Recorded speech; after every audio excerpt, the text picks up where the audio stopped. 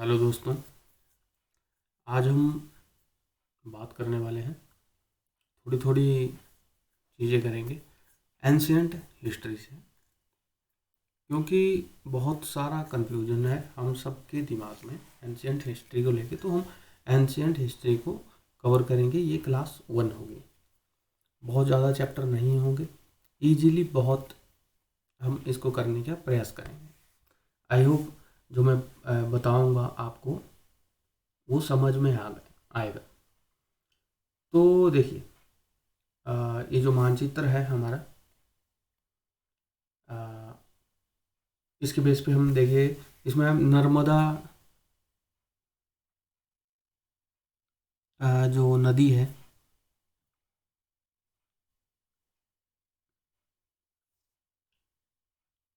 उसको हमें पहचानना है। तो नर्मदा रिवर आपको आई होप यहाँ पे दिख रही होगी, विंध्या रेंज के राइट साइड में नीचे की ओर नर्मदा रिवर एकदम सेंटर में। तो यहाँ पे लोग पहले रहते थे। जो एकदम स्टार्टिंग में लोग रहते थे वो यहाँ पे रहते थे।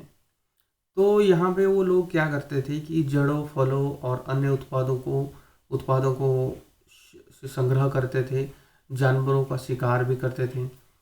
अब हमें यहाँ से देखना है उत्तर पश्चिम की सुलेमान और किरथर पहाड़ियाँ। देखिए, सुलेमान हिल्स और किरथर हिल्स आपको दिख रही होगी, ये यहाँ पे हाईलाइट की गई है।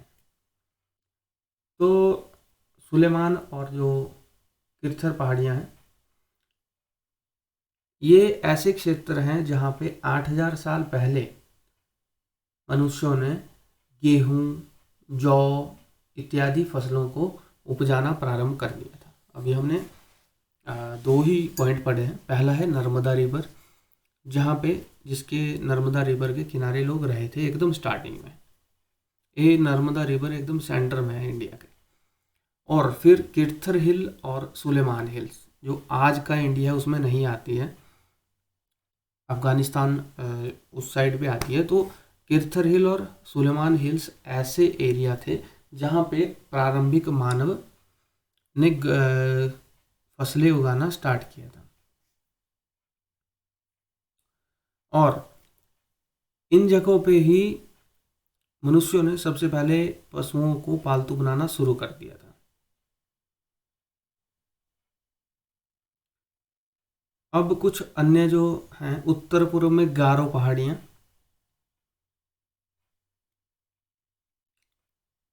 और मध्य भारत में विंध्य पहाड़ियाँ हैं, विंध्य हिल्स। तो ये देखिए, गारो हिल्स एकदम ईस्ट में और विंध्य हिल ये आ जाता है हमारा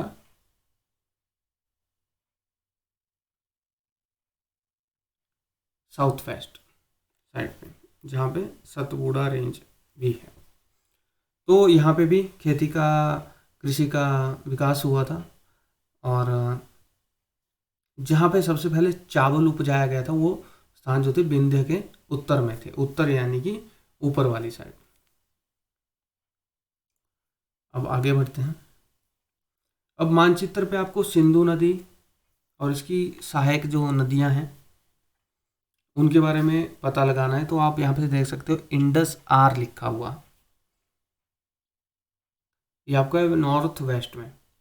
इंडस आर एक पूरी रिवर है और आप देख सकते हो जो ट्रिब्यूटरीज जो इसमें मिल रही है, धाराएं मिल रही हैं, एक है झेलम, चिनाब, रावी, ये इस तीनों मिल रही हैं इसमें।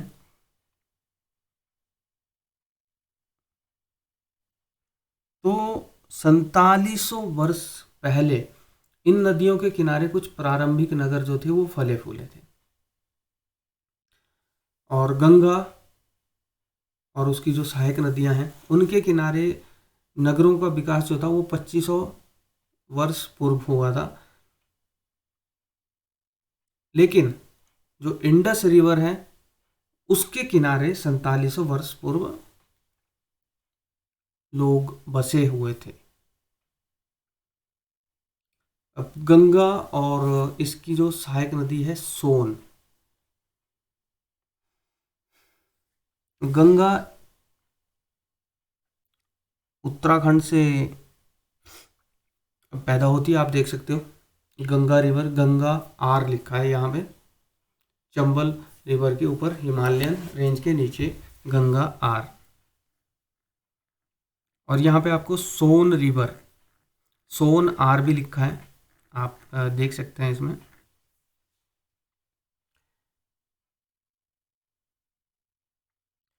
तो जो गंगा है उसके जो आसपास का क्षेत्र आप देख सकते हो, ये वाला, ये मगध कहलाता था, जो कि अभी आधुनिक युग का बिहार है। आई होप ये चीज़ क्लियर है।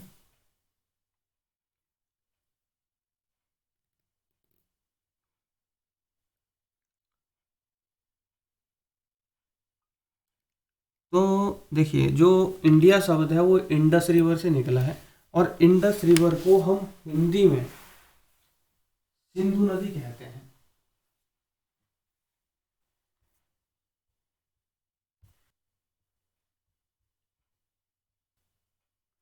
आई होप ये हमने थोड़े से पॉइंट किए, ये आपकी समझ में आ गए होंगे।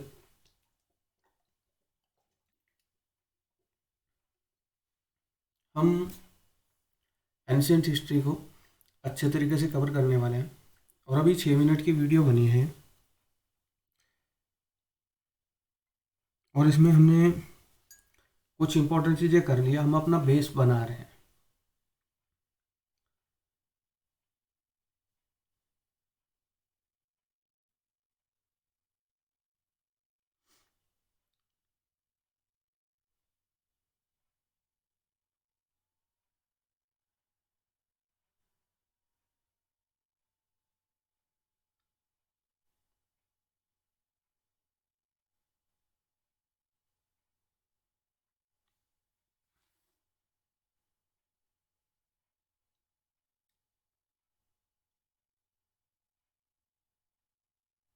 तो इसमें एक क्वेश्चन हमने जो पढ़ा वो ये बनता है कि पांडुलिपियां जो और अभिलेख जो होते हैं उनमें क्या अंतर होता है। तो देखिए, जो पांडुलिपियां होती हैं वो कागजों पे, पत्तों पे, या ऐसी चीज़ों पे लिखी होती है, लेकिन जो अभिलेख हैं वो पत्थरों पे लिखे होते हैं, धातु पे बहुत ही सावधानी से उत्कीर्ण किए होते हैं, और जो लंबे समय तक रह सकते हैं। लेकिन पांडुलिपियाँ ख़त्म भी हो जाती हैं, उनको कीड़े खा लेते हैं, लेकिन जो अभिलेख होते हैं वो ज़्यादा इन्फॉर्मेशन हमें देते हैं। इसलिए जो भी बहुत सारे जो अभिलेख थे वो सुरक्षित हैं अभी तक, और वो काफ़ी हेल्प करते हैं इसमें।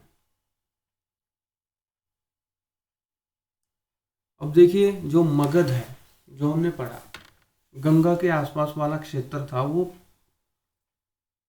पहला बड़ा राज्य था मगध। इसके अलावा सिंधु तथा इसकी सहायक नदियाँ, और न जो गंगा घाटी थी, गंगा घाटी का देखिए 2500 वर्ष पूर्व के नगर गंगा घाटी से में बसे थे, गंगा घाटी में। इसके अलावा जो मगध था वो पहला बड़ा राज्य था, साम्राज्य था।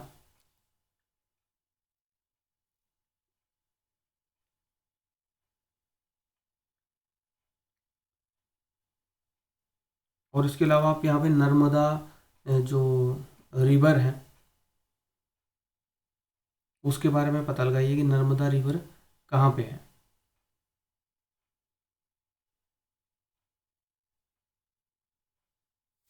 तो नर्मदा रिवर आपको एकदम सेंटर में दिख रही है। तो नर्मदा रिवर जो थी, आखेट व संग्रहण नर्मदा रिवर के किनारे होता था, एकदम स्टार्टिंग की बात कर रहे हैं हम। इसके अलावा आप गारो पहाड़ियाँ,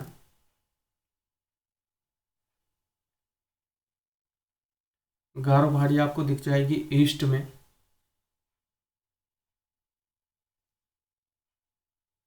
तो गारो पहाड़ियों में आरंभिक कृषि जो स्टार्ट हुई थी वो गारो पहाड़ियों में हुई थी।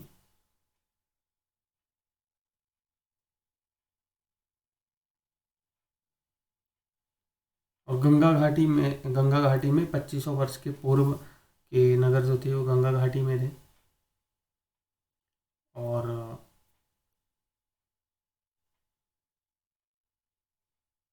सिंधु तथा इसकी सहायक नदियां थी, इनके तटों पे प्रथम नगर बसे थे, गंगा नदी के उससे भी पहले। तो ये हमने चैप्टर ख़त्म किया है। अब हम नेक्स्ट चैप्टर स्टार्ट करने वाले हैं। तो हम थोड़ा आगे और बढ़ते हैं दोस्तों। अब जो प्री हिस्टोरिक साइट्स हैं, अभी हमने बात कर ली कि कहाँ कहाँ पे कहाँ मिला, तो जो साइट्स मिली हैं हम उनके बारे में पढ़ेंगे। यहाँ पे आप देख सकते हो भीमबेटका,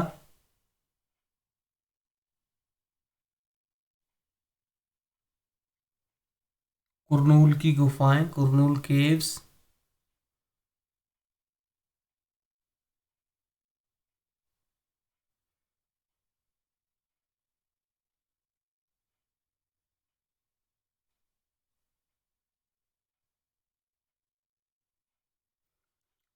2 मिनट का समय। तो अभी हमारे जो सामने जो साइट्स हैं हम उनको लेके आगे बढ़ रहे हैं। तो अभी हमारे पास है भीमबेटका, आप देख सकते हो भीमबेटका एकदम सेंटर में है। तो ये मध्य प्रदेश में है। और भीमबेटका बहुत पुरानी साइट है और वहाँ पे हमें मिली है केव्स एंड रॉक शेल्टर्स। और उन लोगों ने नेचुरल केव चुनी थी क्योंकि उनको बारिश से बचना था, हीट से बचना था और विंड से बचना था। और ये बहुत ही नज़दीक है नर्मदा वैली के। तो इसके आधार पे हम कह सकते हैं कि ये लोग नर्मदा वैली के नज़दीक रहते थे।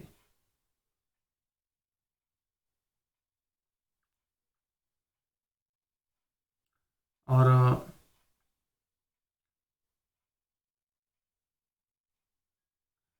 ऐसा था कि जहाँ पे ये हमें प्रमाण मिले हैं उनमें से ज़्यादातर साइट्स ऐसी थी जो नदियों के किनारे थी।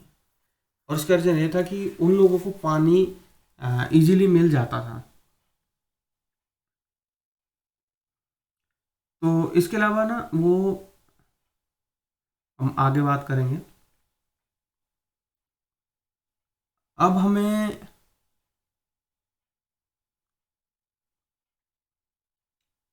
रॉक पेंटिंग के बारे में, रॉक पेंटिंग क्या होती है, तो देखिए जो पहले लोग रहते थे, जैसे अभी हम डूडल बनाते तो वो उन्होंने मे भी कुछ बताने के लिए हमें या ऐसे ही बनाई हो, कुछ पेंटिंग्स बनाई थी उन्होंने दीवारों पे। और इसमें देखा जाता है कि जो वाइल्ड एनिमल है वो बहुत ही एक्यूरेसी और स्किल से बनाए गए हैं। तो इसकी जो बेस्ट एग्जांपल है वो मध्य प्रदेश और उत्तर प्रदेश में जो गुफाएं पाई गई है वहाँ पे, या इंक्लूडिंग भीमबेटका में भी काफ़ी अच्छी तरीके से अ, ये चीज़ें उकेरी गई हैं। तो अभी हमने भीमबेटका के बारे में पढ़ा। भीमबेटका एमपी में पड़ता है। वहाँ पे हमें मिले हैं रॉक शेल्टर्स। तो हम अनुमान लगा सकते हैं कि ये जो आदिम मानव था वो रेन से बचने के लिए या धूप की हीट से बचने के लिए या विंड से बचने के लिए उनमें शरण लेते थे।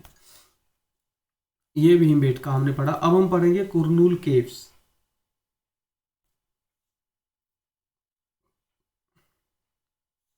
कुरनूल केव इस मैप में नहीं दिया है। तो कुरनूल जो केव्स हैं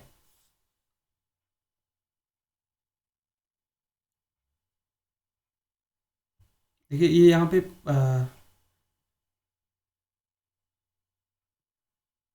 पय्यमपल्ली ब्रह्मगिरी, देखिए मैं आपको ये आनंदीर यहाँ पे लिखा है, मैं आपको जल्दी एक्यूरेट मैप करवाऊंगा। तो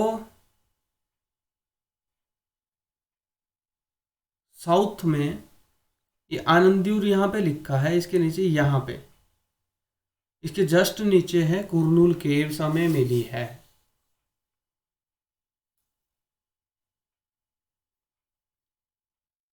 तो कुरनूल केव में हमें traces of ash found there. तो उससे अनुमान लगाया जाता है कि जो लोग थे वो आग भी जलाते थे। तो मे भी बहुत सारी चीज़ों के लिए आग जलाते होंगे, मीट पकाने के लिए, खुद को गर्म रखने के लिए, बहुत सारी चीज़, और या फिर जानवरों को भगाने के लिए।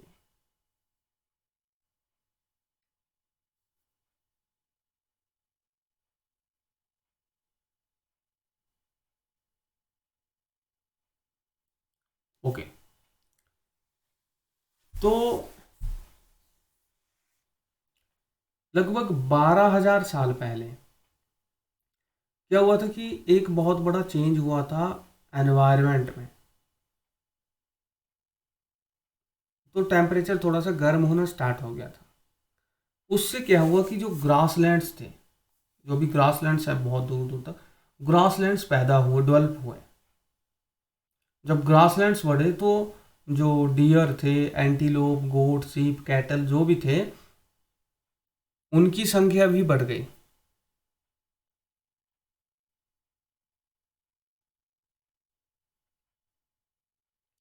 तो जिन्होंने जानवरों को मारा था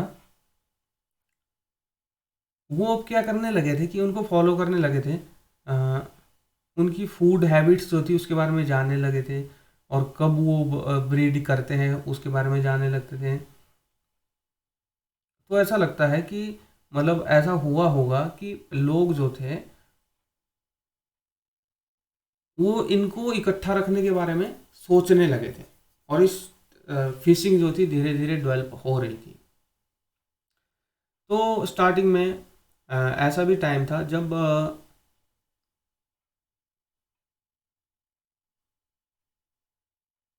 व्हीट, वार्ले, राइस नेचुरली ग्रो होते थे वो अलग अलग पार्ट्स के में इस सब कॉन्टिनेंट में।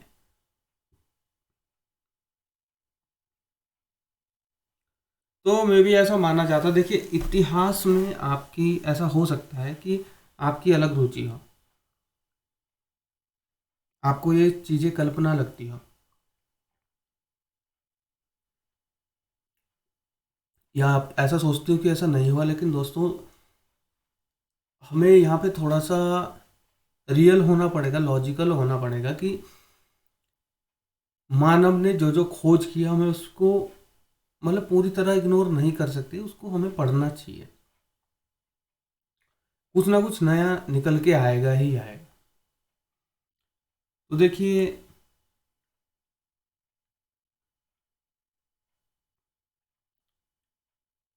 अब इन लोगों ने डोमेस्टिकेशन भी के बारे में सोचना स्टार्ट कर दिया था। और जो ऐसा माना जाता है कि जो वीट, मेज जो ऑटोमेटिकली उगती थी, अब मे भी जो बच्चे या जो भी इसको लेने जाते तो मे भी इन लोगों ने भी उसका बीज भी देखा होगा, उसको बोया भी होगा, बोया तो उन्होंने देखा कि एक नया पौधा उग रहा है। तो ऐसा ऐसे धीरे धीरे फार्मिंग स्टार्ट हुई होगी।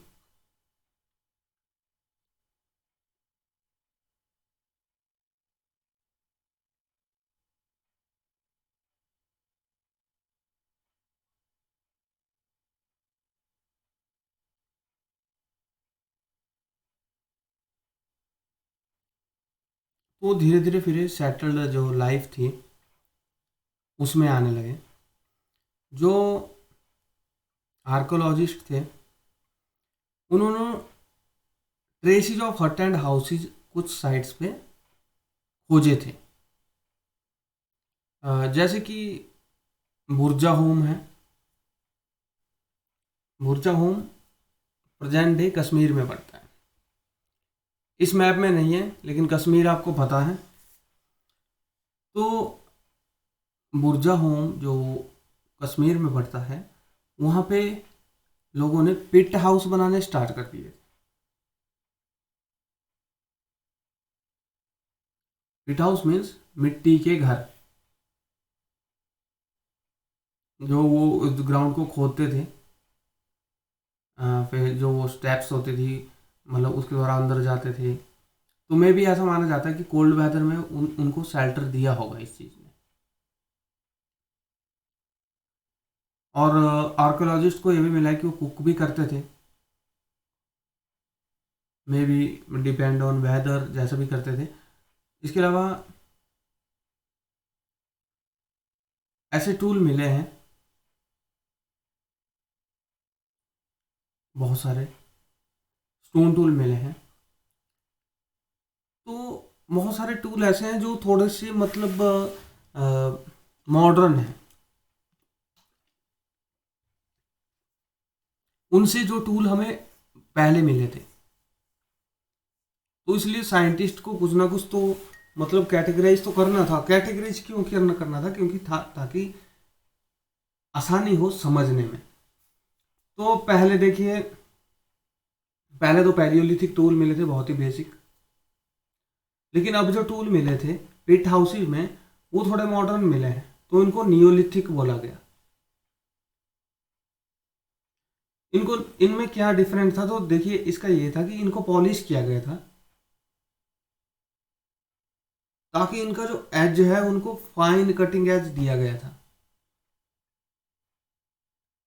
इसके अलावा मोर्टार जो थे, वो ग्रेन को ग्राइंड करने में, या अदर जो प्रोड्यूस होते थे उसको ग्राइंड करने में यूज करने लग गए थे हम।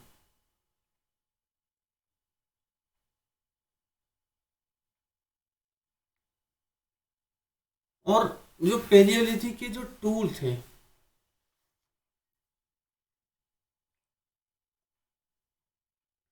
वो टूल हड्डियों के भी थे।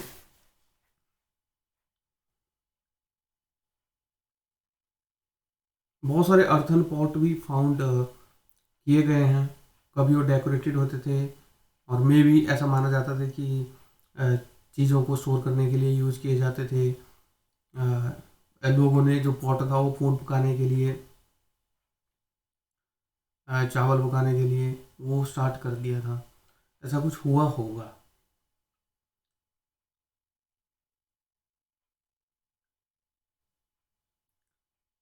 इसके अलावा एक साइट मिली है मेहरगढ़।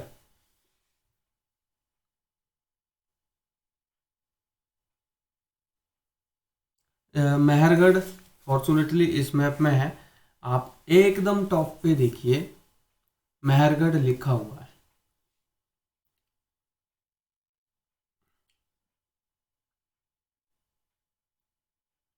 तो ये जो साइट मिली है हमें, बोलन पास के नज़दीक मिली है, जो कि ईरान का एक इम्पोर्टेंट रूट है।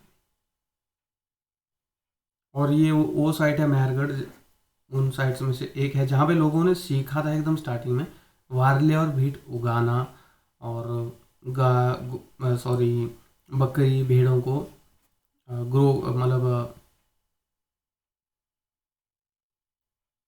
रियर करना, यानी कि पालना उनको। और जो मेहरगढ़ है वो अर्लीस्ट विलेज है, अर्लीस्ट विलेज है जिनके बारे में हम जानते हैं।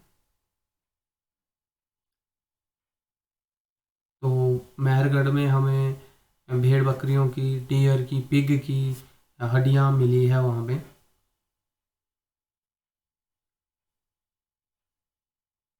इसके अलावा मेहरगढ़ में स्क्वायर और रेक्टेंगल हाउसेज के रिमेन्स, जो बचे हुए पार्ट हैं, वो मिले हैं। तो मेहरगढ़ में ऐसा होता था कि जब लोग मरते थे तो उनके रिलेटिव या फैमिली जो थी, वो उनको रिस्पेक्ट देते थे।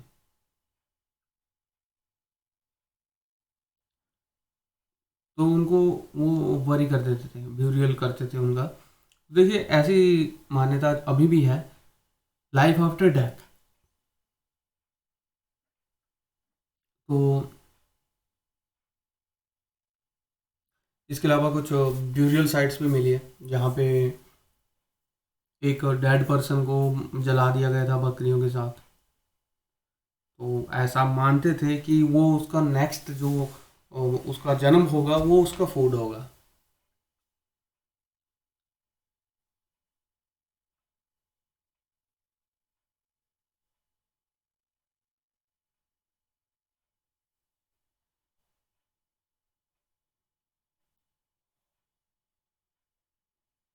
तो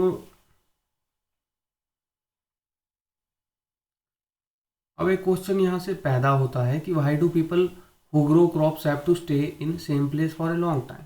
बहुत इजी आंसर है कि लोगों को जो क्रॉप उगाते थे एक ही समय एक ही स्थान पर अधिक टाइम तक रहने की क्या ज़रूरत थी। ज़रूरत ये थी कि फसल पकने में समय लगता है और इस कारण वो नहीं जा पाते थे।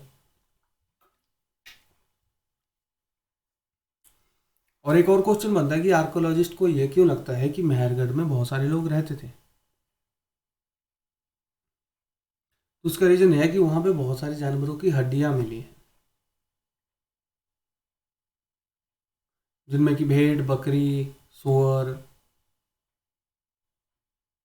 डियर। तो इससे अनुमान लगाया जाता है कि वहाँ पे ये लोग पहले रहते थे, जो हमारे एकदम स्टार्टिंग के जो मानव के पूर्वज थे। तो hunter gatherers choose to live in caves and rock shelter because, आप मुझे इसका आंसर दीजिए। और ग्रास लैंड्स जो डेवलप हुए थे वो कब हुए थे।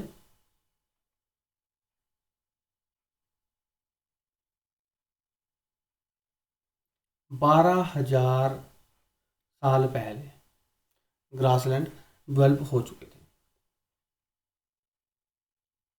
तो हमने मेहरगढ़ के बारे में भी पढ़ा।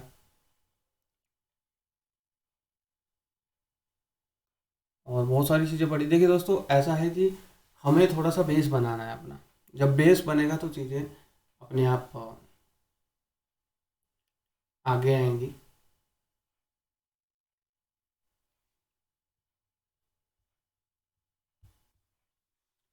तो अब हम थोड़ा सा आगे बढ़ते हैं। Story of Harappa.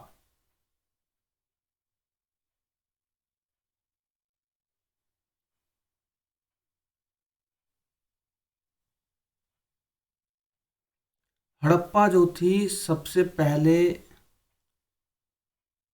मिली थी।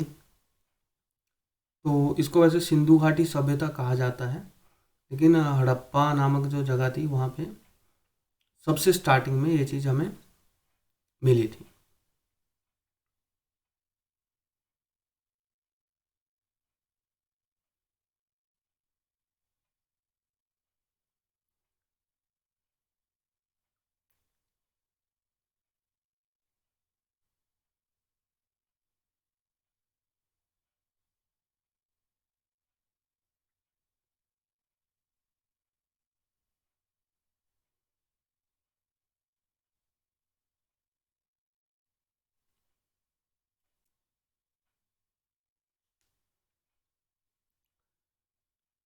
तो ऐसा होता है कि अक्सर पुरानी इमारत कहानी बताती है।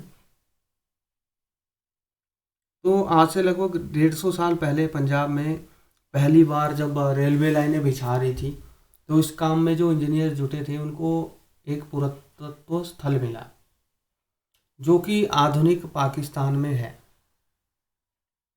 इंडिया में नहीं है, पाकिस्तान में है। उन्होंने सोचा कि ये एक ऐसा खंडर है जहाँ से बहुत अच्छी ईंटें मिलेंगी।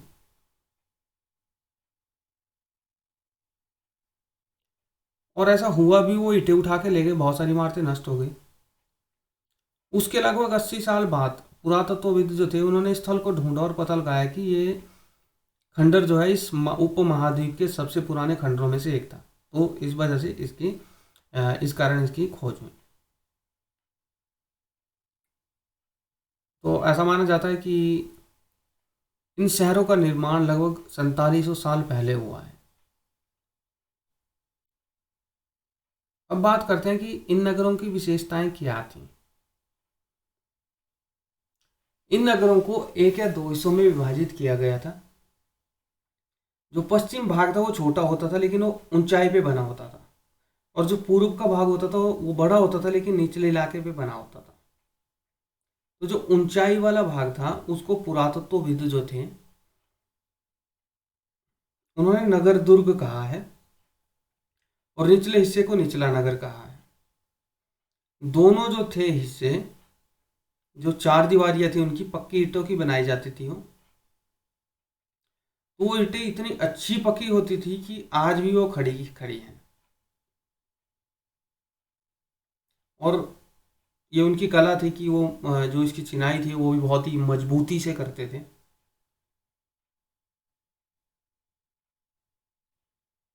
तो इनमें से कुछ नगर जो होते थे उनमें कुछ खास इमारतें बनाई गई थी। मिसाल के तौर पर देखिए, मोहनजोदड़ो में एक खास तालाब बनाया गया था, जिसे जो पुरातत्वविद थे उन्होंने महान स्नानागार कहा है। ईंट और प्लास्टर का बनाया गया था ये। और इसमें जो सरोवर था, दो तरफ से उतरने के लिए सीढ़ियां बनाई थी, और इसके चारों ओर कमरे बनाए थे। तो इनमें भरने के लिए पानी कुएं से निकाला जाता था, और जब उपयोग के बाद इसे खाली कर दिया जाता था। तो ऐसा माना जाता है कि यहाँ पे जो नागरिक थे वो विशिष्ट अवसरों पर स्नान किया करते थे। कालीबंगा और लोथल जो नगर हैं उनमें अग्निकुंड मिले हैं। तो ऐसा माना जाता था कि यहाँ पे संभवतः यज्ञ किए जाते होंगे। इसके अलावा मोहनजोदड़ो, हड़प्पा और लोथल जो बड़े बड़े नगर मिले हैं उनमें बड़े बड़े भंडार गृह भी मिले हैं। अब देखिए, ये जो नगर थे इनके जो घर थे वो आमतौर पर एक या दो मंजिल के होते थे, इससे ज़्यादा बड़े नहीं होते थे। और घर के आंगन जो था उसके चारों ओर कमरे बनाए जाते थे, और कुछ घरों में कुएं होते थे, और ऐसा होता था कि बहुत सारे घरों में एक अलग स्नानागार होता था।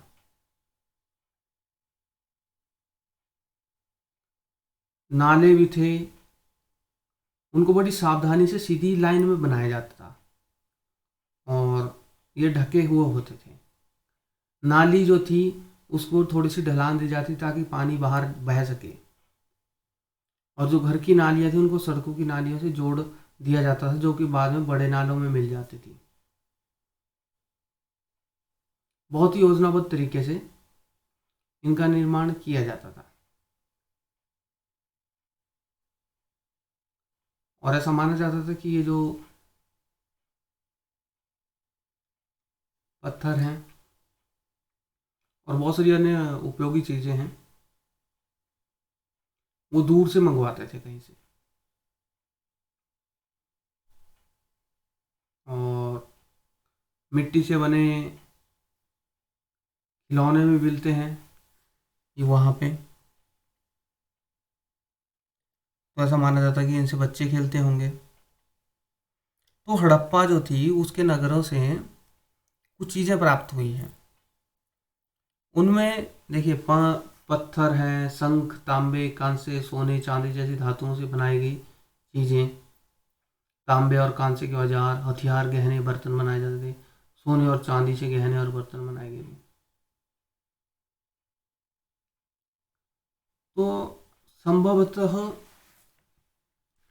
7,000 साल पहले मेहरगढ़ में कपास की खेती होती थी। मोहनजोदड़ो जो था, कपड़े के टुकड़े के अवशेष, चांदी के एक फूलदान के ढक्कन तथा कुछ अन्य तांबे की वस्तुओं से चिपके हुए मिले हैं।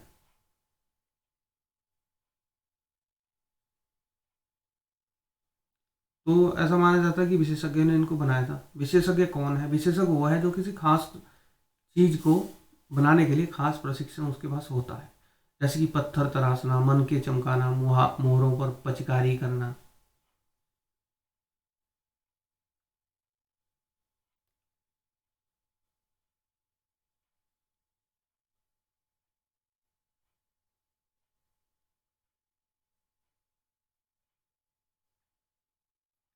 तो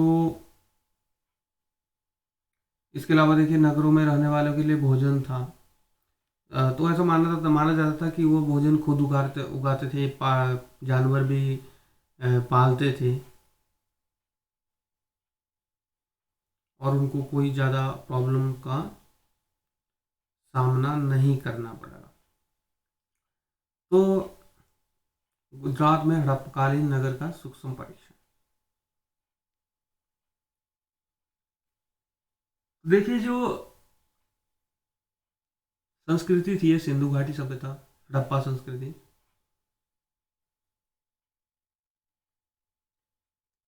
3900 साल पहले बहुत बड़ा बदलाव देखने में आया।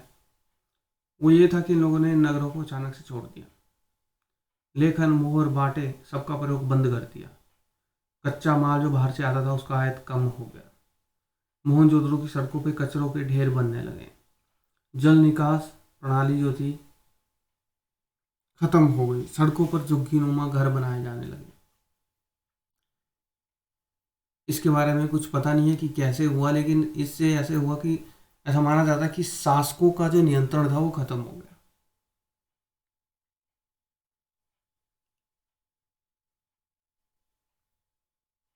तो इसके लगभग 1400 साल बाद नए नगरों का फिर से विकास हुआ।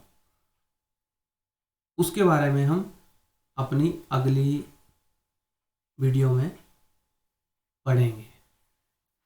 तो इस वीडियो को मैं क्लोज कर रहा हूँ दोस्तों। बहुत ज़्यादा लंबी वीडियो नहीं बनानी है हमें। हम थोड़ा सा अपना बेस मजबूत कर रहे हैं सिर्फ एंशियंट इंडिया का। Thank you. नेक्स्ट वीडियो में बात करते हैं।